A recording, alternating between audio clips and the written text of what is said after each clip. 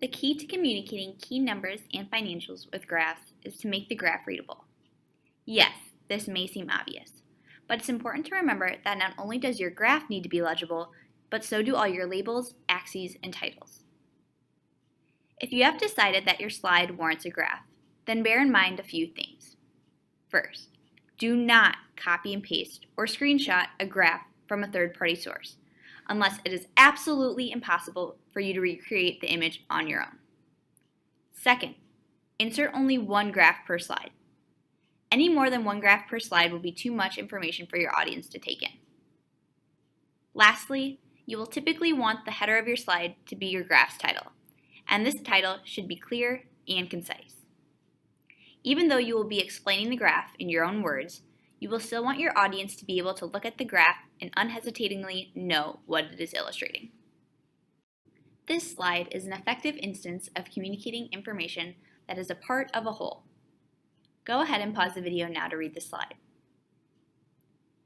If you are trying to communicate different segments of your market, different aspects of your business, how funding is allocated for your business, or basically any part of a whole, consider using a pie chart.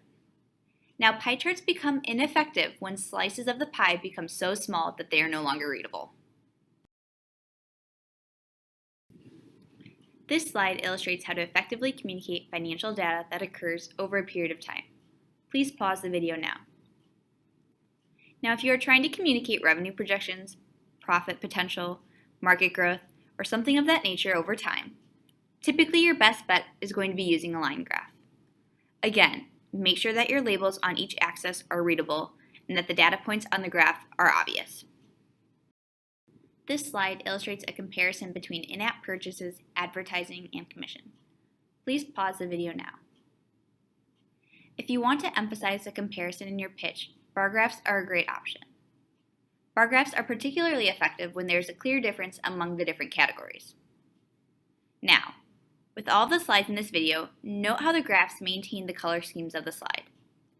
If your entire presentation is different shades of blue and your graph is bright red, yes, it may stand out, but it will not flow with the rest of your slides.